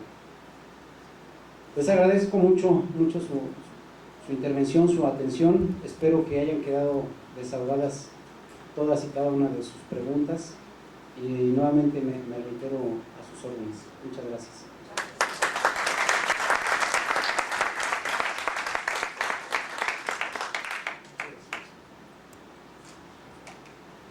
Muchas gracias. ¿Sí se escucha bien por allá? ¿En Webex? ¿Todo bien? Le agradecemos mucho, licenciado Manuel Ambriz, su participación, el habernos honrado con su presencia, el haber aceptado estar aquí, sobre todo, escuchar de viva voz de una autoridad de su rango esta situación de extinción de dominio que nos quita muchos mitos de la cabeza, nos quita muchas malas interpretaciones, sobre todo, bueno, pues de veras es un hitazo que nos haya usted acompañado, de verdad se lo agradecemos a nivel nacional, a nivel universidad, a nivel personal, todos los participantes, la deferencia de su compañía. En esta media hora para concluir el tema, vamos a dar las recomendaciones que siempre ha dado el Buró Arrendador desde que se promulgó esta ley. Como ustedes saben, somos muy latosos, pecamos de obsesivos cuando viene una nueva ley, incluso antes de que se autorice, nosotros ya les estamos enterando qué es lo que viene, cómo hay que prepararnos, y esto nos ha causado a veces la acusación de que somos escandalosos, de que somos amarillistas, y preferimos nosotros pecar de reiterativos, de obsesivos, que puede ser chocante en un momento dado para algunas personalidades. Preferimos pecar de eso, pero es menos chocante eso a decir, te lo dije, tú lo sabías. No, yo no lo sabía, sí lo sabía. Entonces es menos chocante. Así que unas excusas por esta mea culpa de ser obsesivo, formación y el manejo. Recuerden que hoy en día ser inmobiliario es una actividad de alto riesgo, ya no es una segunda actividad lucrativa, ya no es una actividad cultural ni una actividad recreacional, es una actividad de alto riesgo. A partir de que se promulgaron estas leyes, ley de protección de datos personales, ley de extinción de dominio con la nueva de lavado de dinero, nos hacen pasar por una serie de lineamientos, de vigilancias, de censura, que nos cambia totalmente nuestra manera en que veníamos operando durante la moderna de México en el mercado inmobiliario. Agradecemos a los 40 y pico capítulos de AMPI que están afiliados a Buró Arrendador, a las asociaciones diversas que hay en la República, que nos han permitido este espacio para que podamos compartir en un solo sistema toda esta información con todos los inmobiliarios y con todos los propietarios. Hoy Buró Arrendador ya tiene más de 6.200 usuarios y seguimos creciendo, pero no lo podríamos hacer si no fuera sobre todo por el interés de profesionalizarnos en el medio cada día. La ley de extinción de dominio, además, quiero decirles que es un medio de oportunidad comercial, porque ustedes pueden explotar comercialmente, mercadológicamente, publicitariamente esta situación que está pasando. Si la mayoría de los inmobiliarios no saben lo que está sucediendo, bueno, los inmobiliarios que no tienen el hábito de actualizarse, invertir, etcétera, si no saben lo que está viendo, imagínense lo que pasa con los propietarios. Falta una cultura de contratar a un profesional experto en el tema, que somos los inmobiliarios. ¿Y cómo vamos a explotar esa cultura? Bueno, pues diciéndole al dueño lo que está ocurriendo y por qué tienen que contratar nuestros servicios. Y no se trata de una campaña de miedo, se trata de una campaña de concientización. Asimismo, los invitamos a que se afilien a alguna asociación inmobiliaria. Aquí en Guadalajara tenemos a MIO, tenemos a País, tenemos a la Cámara de Comercio Sección Inmobiliaria, tenemos al AMPI, en Chapala están otras dos asociaciones. A nivel nacional existen ya 32 asociaciones, entre ellas pues la más grande es el AMPI a nivel nacional, pero son 32 distintas. A nivel gremial nos tenemos que unir, porque cuando suceda lo peor, pues tenemos que demostrar, que obramos de buena fe, que somos intermediarios, que estamos haciendo bien nuestra tarea. Pero no basta con afiliarnos solamente, sino en entender que eso va a costar un dinero al afiliarnos a una asociación inmobiliaria, y tenemos que mantener ese grado de inversión, porque si somos empresarios, es incluido el hecho de que tenemos que gastar nuestro dinero en este tipo de gastos. Ya no podemos actuar desde nuestras casas sin pensar que vamos a gastar en la asociación, en un protocolo de seguridad, en hacer nuestros contratos bien hechos, en profesionalizarnos más cada día. No importa si somos brokers profesionales o si somos inmobiliarias establecidas. Esto es para todos y más a esta ley que viene entrando, que va a entrar en julio, de ley de lavado de dinero. Otra recomendación que damos por parte del Buró Arrendador es, lo hemos venido hablando en los distintos seminarios, aquí en el diplomado lo vamos a tocar de manera más amplia, citar en los contratos de arrendamiento la actividad específica del inquilino. No dejar de llenar o no dejar a la interpretación a qué se dedica específicamente tu inquilino. Los empresarios, los comerciantes ya se acabaron para efectos de un contrato de arrendamiento. Si nosotros queremos demostrar a la autoridad en un momento dado nuestra inocencia, nuestra no participación en un delito, tenemos que hacer la tarea completa. Y es decir, el inquilino, yo lo investigué, yo lo seleccioné, sí, pero él me dijo que se dedicaba a vender cinturones en el mercado San Juan de Dios, en el local L17, tan es así que tiene un registro federal de contribuyentes, tan es así que llamé a su trabajo y si él es el jefe o es el empleado, citando en el contrato la actividad específica. Puede llegar a ser esto una prueba de descargo para nosotros en caso de una situación ofrecida. Entonces, por favor, no se vayan con la finta cuando les llenen la solicitud de arrendamiento, porque es muy común que el inquilino les pone ahí, con letra mal hecha por cierto, comerciante por mi cuenta, ¿no? Y yo me pregunto, bueno, ¿y qué comercia? ¿Hierbabuena o zapatos o ropa o qué? Hay que citar. Así es, y qué tan buena. Entonces, por favor, si ustedes quieren un consejo que ha sido muy reiterativo, pongan la actividad específica en el contrato de arrendamiento. Y si en la solicitud de arrendamiento les ponen una ambigüedad, no tengan pena en preguntar específicamente comerciante de qué. No es que yo trabajo por mi cuenta, pero ¿en qué? O sea, hay que citarlo, lo que te dice, para demostrar en un momento dado que fuiste engañado por ese inquilino.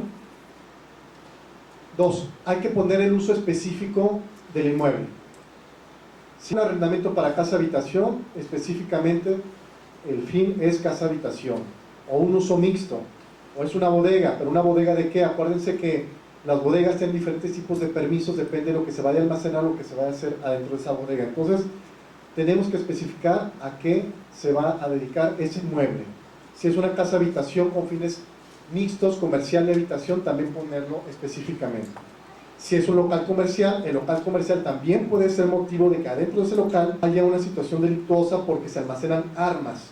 Era una boutique, pero se almacenan armas, entonces vale la pena poner en ese local comercial se va a destinar exclusivamente para la venta de vestidos de novia, de vestidos de 15 años, de vestidos de moda, etcétera, para hacer todo un esquema y, como decimos los mexicanos, curarnos en salud antes de que venga el golpe.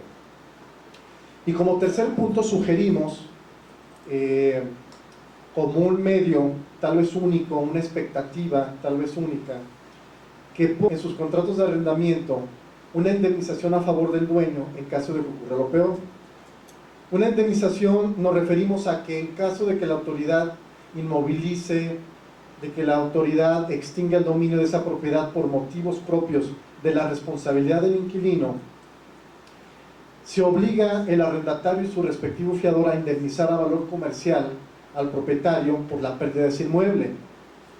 ¿Qué tan efectiva puede ser esta cláusula? Bueno, pues ya sería qué tan efectivos son los abogados en un deal para reclamarle al fiador que su inquilino pues realmente ahí desarrolló o permitió una actividad delictuosa y que tiene la obligación no solamente de pagar la renta y los menoscabos del inmueble, sino que el inmueble pues ya prácticamente no existe, porque aunque ahí esté físicamente ya no le pertenece al dueño, pero el dueño tiene una tablita de salvación que es esta cláusula para poderle reclamar a ese fiador. Bueno, tú no sabías a qué se dedicaba tu inquilino, pero yo a ti te demando y aquí dice la cláusula, te obligas a pagarme.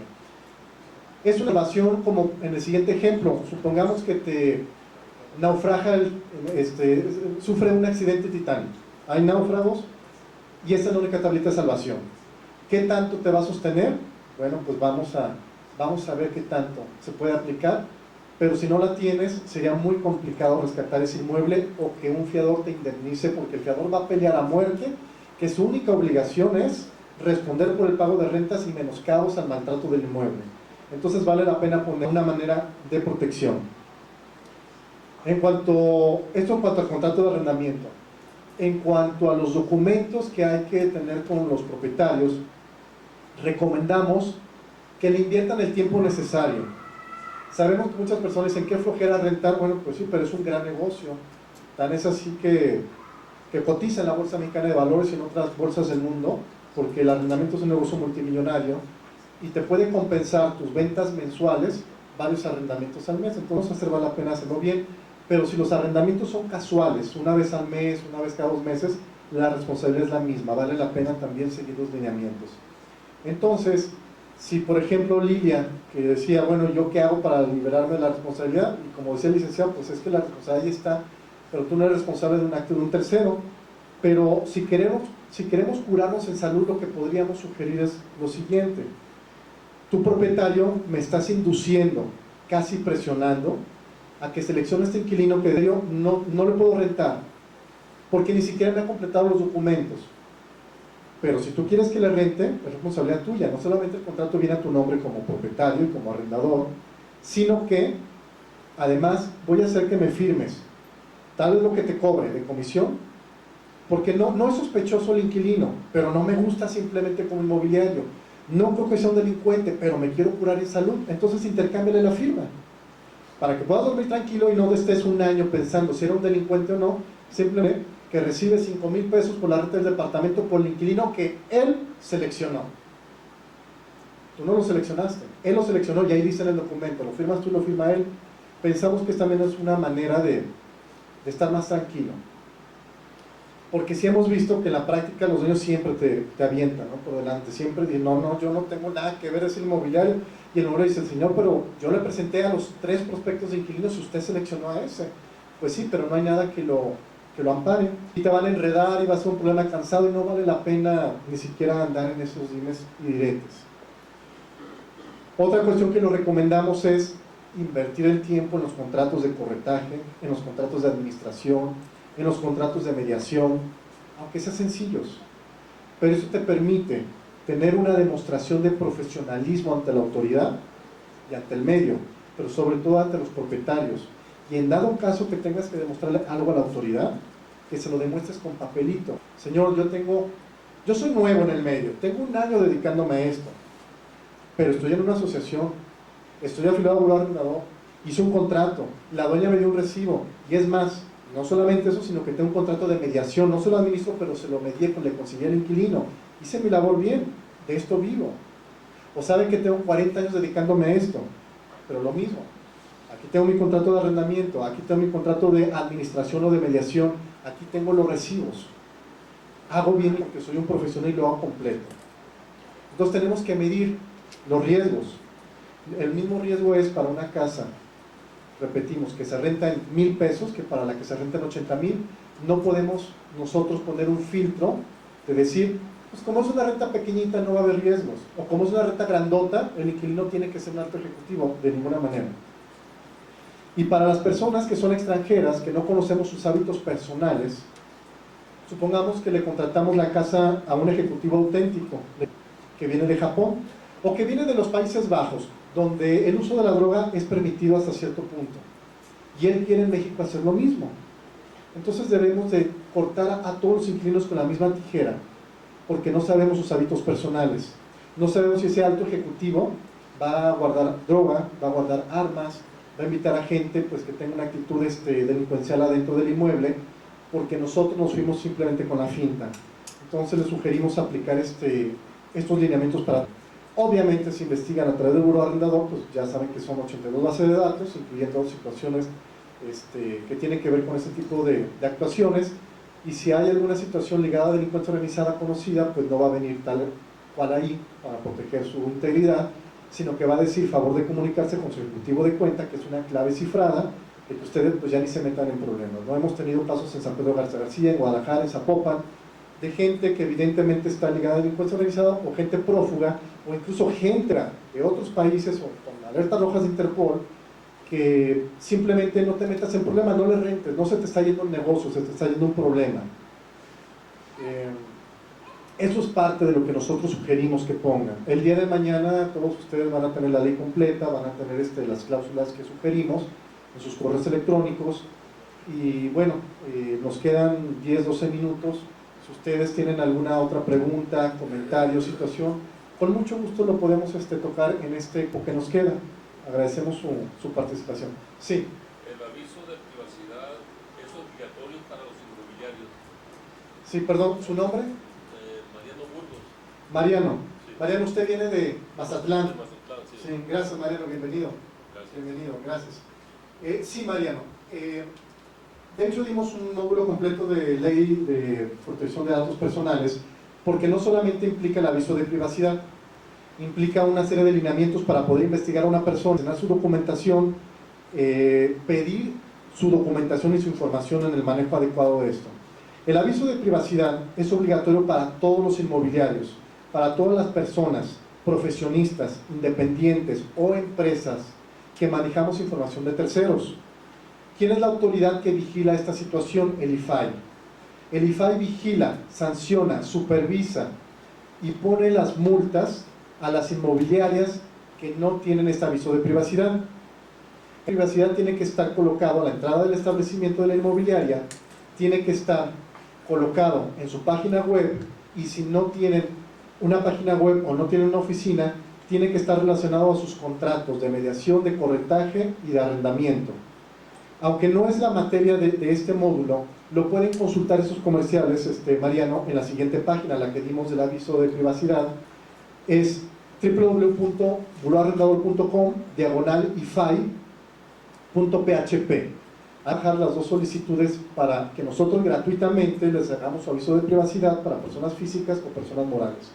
El IFAI no cobra nada, nosotros no cobramos nada a los participantes, a los que están inscritos, a los que vinieron aquí. Lo hacemos con mucho gusto. En este aviso de privacidad tú te estás obligando al adecuado manejo, resguardo de la documentación e información de tu tercero, que son tus clientes. Hagas o no hagas el negocio, rentes o no rentes, vendas o no vendas, hay lineamientos que legalmente ya están protegidos. También desde hace 4 años nosotros hicimos una fuerte campaña de toda esta situación, y hasta el año pasado que se empezó ya a multar a algunas inmobiliarias, es pues que algunas asociaciones o algunos particulares o algunas empresas dijeron, oye, si era cierto pues claro que era cierto, ¿verdad? Es una ley que nosotros no inventamos y que tenemos que cumplir. No vale la pena pasar por un proceso de multa ni de apercibimiento, hay que cumplir con esto. Ahora ya es una carga excesiva ser inmobiliario, porque hay reglas, hay normas, hay leyes, revisiones, viene la ley federal inmobiliaria, ya hay algunos estados que tienen su propia ley estatal inmobiliaria, esta ley de extinción de dominio que es a nivel federal, ya hay algunos estados que tienen su propia ley estatal para 2 efectos. Una, o administrar los bienes que incauta la federación por una extinción de dominio, o 2, que los delitos de orden estatal sufran una extinción a nivel estatal. Caso conocido, que lo hemos dado como ejemplos en la Ciudad de México, que ha habido extinción de dominio por delitos de tipo estatal, bueno, hay otros estados, ¿no? Pero debemos de tomar en cuenta esto, porque también por allá hay una confusión donde nos dice alguien, pues yo sé que aquí, por ejemplo, en Hermosillo, en Sonora, no hay una ley de extinción de dominio. Bueno, no hay una ley de extinción de dominio estatal, pero sí está la federal, y esta tiene injerencia en todo el país. Y por un delito federal se puede incautar ese inmueble, sea local comercial, sea vivienda, sea bodega, etcétera, etcétera, etcétera. Entonces sí debemos invertir en protocolos, debemos invertir en asociaciones inmobiliarias, sí debemos invertir en que un abogado especializado en cuestiones inmobiliarias en materia civil nos actualice con toda esta documentación y tramitología. Sí debemos invertir en cursos, en seminarios, en actualizaciones y diplomados, sí. Es parte de lo que tenemos que gastar los empresarios para estar al día. Así es, Mariano. Perdón, me extendí mucho en la respuesta, ¿eh? Dice, luego soy muy rollero, ¿eh? Perdón, sí. ¿Alguna otra cuestión allá detrás de cámaras? ¿Aquí alguien más que nos quiera? Agradecemos a Gaby Asensio de Culiaria, que nos trajo unos chocolates, unas fresas con chocolate y parte del coffee break. Muchísimas gracias, Gaby. Gaby tiene una inmobiliaria que se llama Cultura Inmobiliaria. Es una inmobiliaria muy dinámica, bueno, como todos los que están aquí. Sigue un protocolo de seguridad para los arrendamientos, y obviamente eso se explota comercialmente para mayor éxito de su empresa, ¿no? Sí, diga. Preguntan si en Guanajuato hay una ley de extinción de dominio. Bueno, en Guanajuato está la ley de extinción de dominio federal, pero desconocía una estatal. Ahí sí que me dejen de tarea este dato. En la página del Congreso del Estado de Guanajuato debe de venir si hay o no hay. ¿Sí? ¿Alguna otra situación? Mañana tenemos la plática de la nueva ley de lavado de dinero, lo que es su aplicación, cómo viene. Le va a tocar a su servidor darlo, va a ser aquí en la universidad.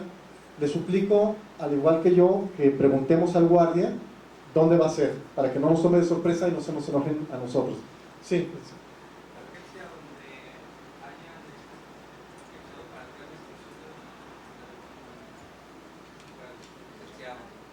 Bueno, yo no soy experto en la extinción de dominio, el licenciado es el experto.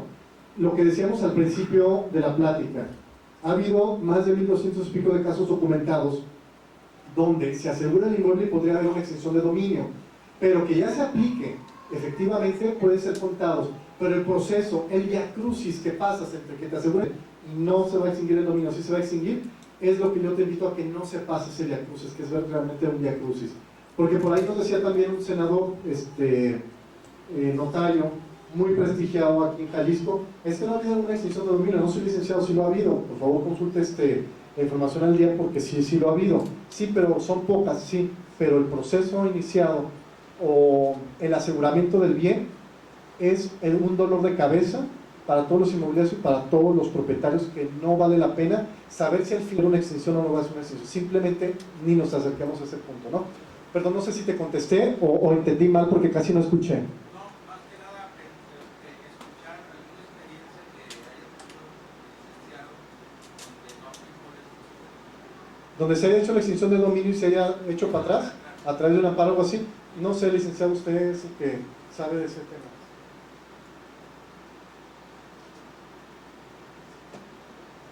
No, en realidad la experiencia ha llevado de que de los asuntos que están ahí ya de años anteriores, en todo se ha decretado la extinción de dominio.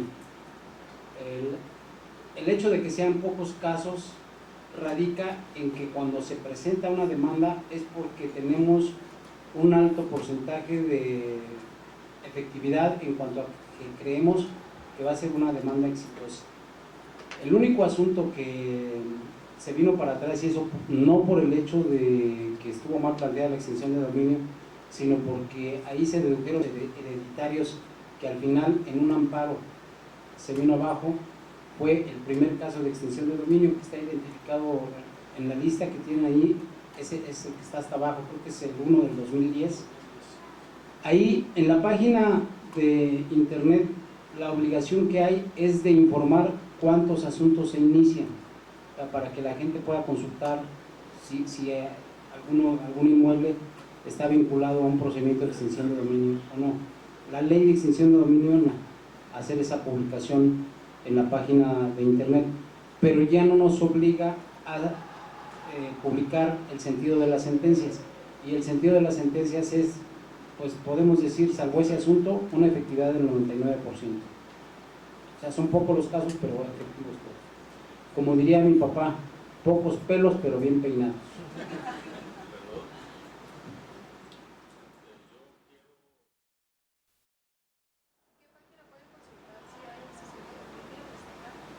¿Perdón? ¿Qué página pueden verificar en qué estado hay extinción de dominio? La extinción de dominio está en todo México. En todo México. Si hay una ley de extinción de dominio ¿Estatal? en la ley del Congreso de cada estado Así o es. en la página de orden jurídico nacional. Pues si no hay alguna otra cuestión, les agradecemos. Me permite, licenciado, para despedirnos de la gente que está. A toda la gente que está en cámaras, la pregunta que por ahí plantearon, entonces puede consultar si hay extinción de dominio, una ley estatal, en la página de cada estado del Congreso, y le recordamos que la ley de extinción de dominio federal está en todo México.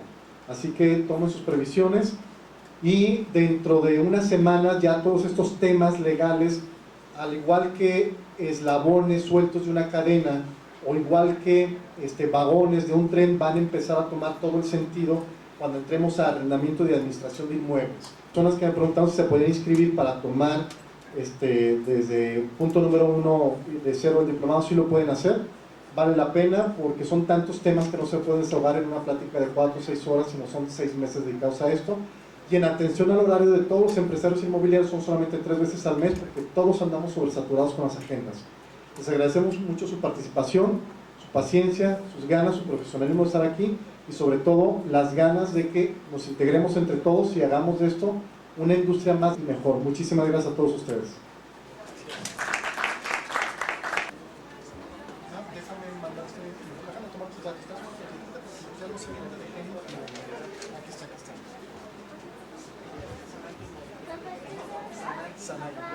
Sí, mejor. Ven, pásale.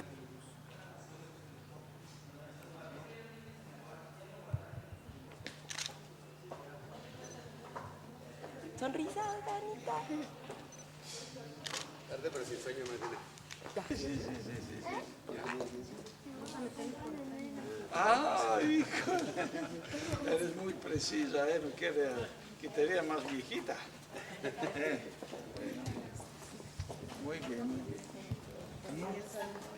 Bueno, ¿por qué me dijeron, sabes? Que